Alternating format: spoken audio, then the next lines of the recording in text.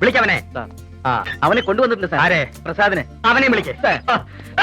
കാരണം ഇങ്ങനെയുള്ള യൂട്യൂബർമാരുടെ ഒന്ന് കടിഞ്ഞാനിടുക എന്ന് പറയുന്നത് അത് അത്യാവശ്യം ചെയ്യേണ്ട ഒരു കാര്യമാണ്. മോഹൻലാലിനെതിരായ അധിക്ഷേപ വീഡിയോയുടെ പേരിൽ യൂട്യൂബർ ചെകുത്താൻ അറസ്റ്റിൽ.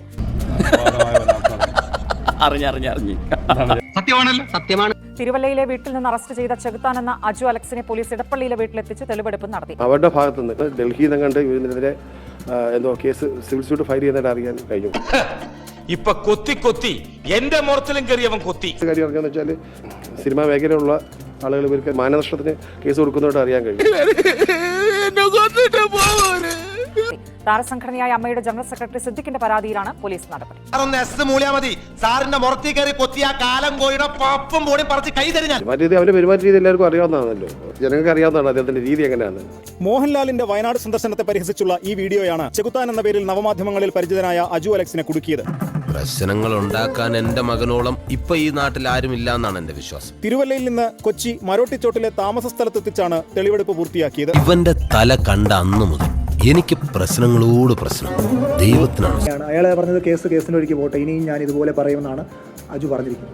നിങ്ങൾക്ക് എന്നെ ഒരു രാത്രി മുഴുവൻ സ്റ്റേഷനിൽ പിടിച്ചിരുത്താൻ കഴിഞ്ഞു, സമ്മതിച്ചു. പക്ഷെ ഞാൻ പ്രതികാരം ചെയ്യും. എന്തായാലും 4 വഴിയിലൂടെ ചെകുത്താനുള്ള പണി വരുന്നുണ്ടെന്നാണ് തോന്നുന്നത്. ചട്ടിയിലായി കഴിഞ്ഞു, ഇനി നോക്കാനൊന്നുമില്ല. യുവനടിയെ അപമാനിച്ചെന്ന പരാതിയിൽ യൂട്യൂബർ സൂരജ് പാലക്കാരൻ അറസ്റ്റിൽ. ഇടപ്പള്ളി സ്വദേശിയായ യുവനടിയുടെ പരാതിയിലാണ് പാലാരിവട്ടം പോലീസ് സൂരജിനെ അറസ്റ്റ് ചെയ്തത്. അങ്ങനെയാണെങ്കിൽ സംശയം ഒന്ന് തീർക്കണമല്ലോ. യുവനടിക്കെതിരെ മോശം ഭാഷയിൽ വീഡിയോ ചെയ്തെന്നാണ് സൂരജ് പാലാക്കാരനെതിരായ പരാതി.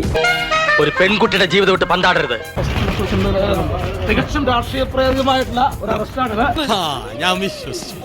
യൂട്യൂബിലും അതുപോലെ ഇൻസ്റ്റാഗ്രാം പേജുകളിലൊക്കെ ലൈംഗിക പരാമർശം നടത്തിക്കൊണ്ടുള്ള കണ്ടന്റ് വന്നതിന്റെ ബേസിലാണ് ഞാൻ പരാതി കൊടുത്തിരിക്കുന്നത്. അവൻ ഇക്കണ്ട കാലം ഉണ്ടാക്കിയ നല്ല പേര്, ഇമേജ്, മാനം, ഒറ്റ വാർത്ത ഫ്ലാഷ് ആയാൽ മതി, ആ സെക്കൻഡ് മാനം കപ്പൽ കയറും. സ്ത്രീകളെ ആക്ഷേപിച്ച് എന്തും പറയാം എന്നുള്ളവർക്ക് വേണ്ടി തന്നെയാണ് ഞാൻ ഈ ഒരു കേസിലേക്ക് പോയത്. 2 വർഷം മുമ്പ് സമാനമായ കേസിൽ സൂരജ് പാലക്കാരനെ റിമാൻഡ് ചെയ്തിരുന്നു. എറണാകുളം സൗത്ത് പോലീസാണ് അന്ന് കേസെടുത്തത്.